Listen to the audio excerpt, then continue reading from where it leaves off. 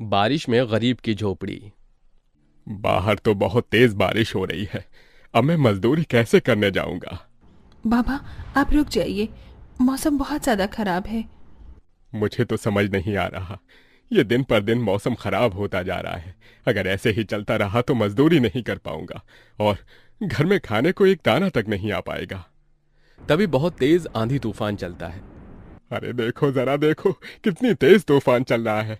अरे महेश बेटा, तू झोपड़ी के ऊपर तिरपाल तो लगा कर आया था ना? हाँ बाबा, लगा दी थी तिरपाल। और उसके ऊपर तूने ईंटें रखी थी या नहीं? बाबा, ईंट रखना तो मैं भूल गया। महेश के इतना कहते ही झोपड़ी के अंदर बारिश की वजह से पानी टपकना शुरू हो जाता है। हे भगवान महेश, तूने ये क्या किया? तुझे मैंने कहा था बारिश और तूफान तेज है, तुझे ईंटें रख देनी चाहिए थी। मुझे लग रहा है कि तिरपाल उड़ गई। चल चल मेरे साथ चल।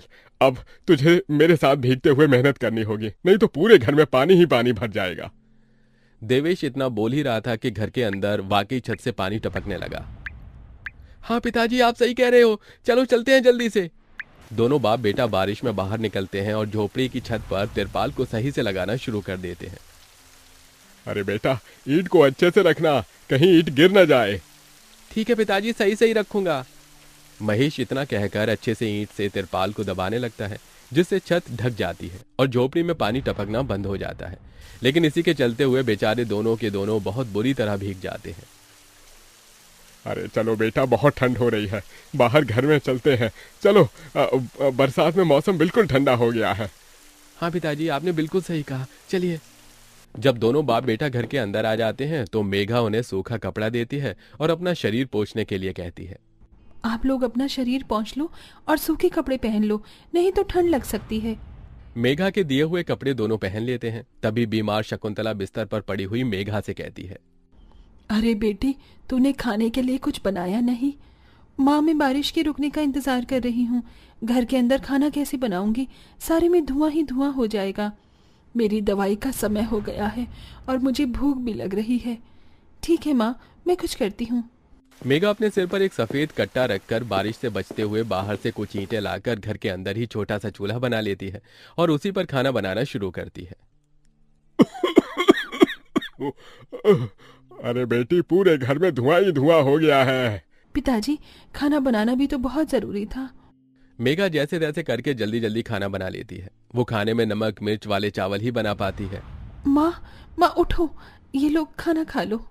शकुंतला मेघा के हाथों से खाना खाती है। शकुंतला के पूरे शरीर को पैरालाइज हुआ था, जिसके कारण ना तो वो हिल सकती थी और ना ही वो उठ सकती थी। मेरी प्यारी बेटी, इतनी कम उम्र में तेरे ऊपर कितनी जिम्मेदारी आ गई।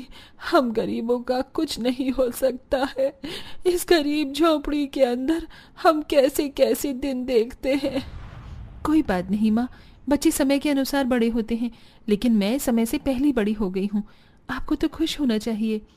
मैं तो इस कदर लाचार हो गई हूँ कि तेरे सर पर हाथ रखकर तुझे आशीर्वाद भी नहीं दे सकती बेटा।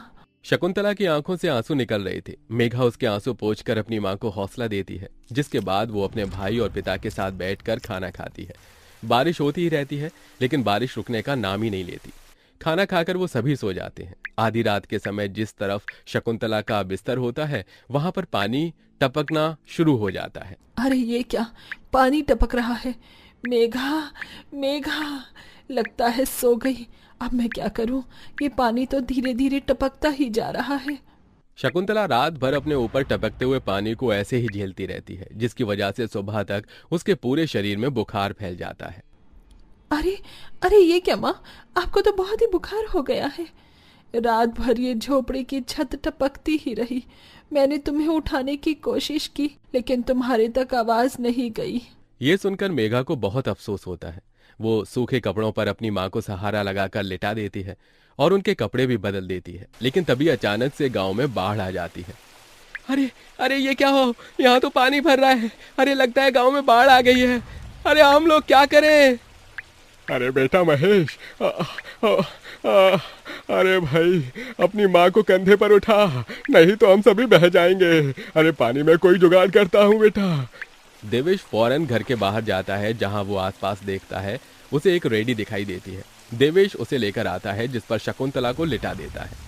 अरे चारों तरफ पानी ही पानी हो रहा है, हमें अब यहाँ से जाना होगा, नहीं तो पानी में हम डूब जाएंगे। तभी अचानक से उनकी झोपड़ी पानी में डूबकर बह जाती है। हमारी झोपड़ी चली गई। बेटी, अब हमें भी यहाँ से चलना होगा। तुम्हारी माँ को यहाँ से किसी ऊंचे स्तर पर लेकर जाना होगा। देवेश, महेश और मेघा तीनों शकुंतला को रेडी के साथ वहां से ऊंचाई पर लेकर जा रहे होते हैं, लेकिन पानी बहुत ज्यादा होने की वजह से रेडी का संतुलन खराब हो जाता है और वो पानी के साथ बहने लगती है। पिताजी, पिताजी, माँ रेडी के साथ पानी में बहते हुए जा रही हैं। हे भगवान, अब हम लोग क्या करें?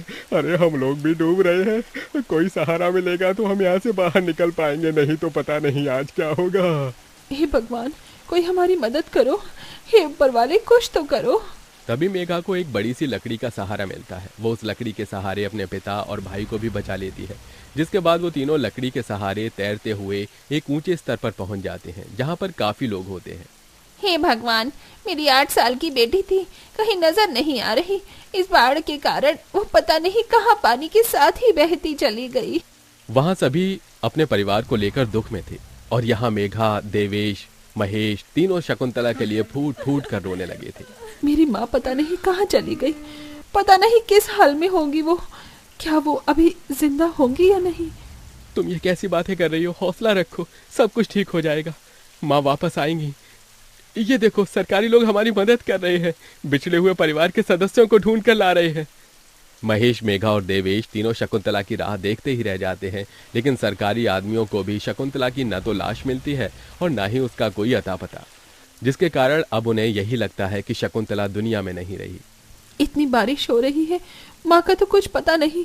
अब हमें हमारे लिए कुछ करना होगा। तुम सही कह रही हो बेटी, अब हमें कुछ न कुछ तो करना ही होगा। देवेश और महेश दोनों बाप बेटे जंगल से लकड़ियां इकट्ठी करके वहां झोपड़ी बनाने की कोशिश करते हैं, लेकिन बार बार बारिश के पानी की वजह से उनकी झोपड़ी बन ही नहीं पाती। बारिश बहुत जोरों से हो रही है, मैं यहाँ वहाँ से पन्नियाँ इकट्ठी करती हूँ। मेघा पन्नियां इकट्ठा करती है और उन्हें जोड़कर तैयार करती है, जिसे वो अपने पिता और भाई के ऊपर रखकर उन्हें बारिश से बचाने की कोशिश करती है। और इसी के चलते महेश और देवेश झोपड़ी बना लेते हैं और उसमें वो सब रहने लगते हैं। चलो, हमने जैसे तैसे करके अपने लिए मजबूत झोपड़ी तो बना ली। काश माँ और मिल जाती तो अच्छा होता। मेघा अफसोस करते हुए रो रही थी कि तभी उसे झोपड़ी के बाहर से अपनी माँ की आवाज आती है। मेघा, महेश, कहाँ हो तुम दोनों? मेरे बच्चों, कहाँ हो तुम दोनों? मेघा, ये तो माँ की आवाज है। मेघा जैसे ही झोपड़ी के बाहर आती है, वो बारिश में भीगते हुए अपनी माँ को खुद अपने पैरों पर चलकर आते हुए देखती है। माँ, अब चल सकती हो, आप हिल सकती हो, अब खड़ी हो सकती हो। ये सब कैसे हुआ? ये तो एक चमत्कार है। बहते बहते पता नहीं मैं कहाँ पहुँच गई थी और बेहोश हो गई थी। जब होश आया तो हाथ पैर अपने आप काम करने लगे थे। फिर तुम्हें ढूंढते हुए यहाँ तक आ गई। ये भगवान का चमत्कार ही था।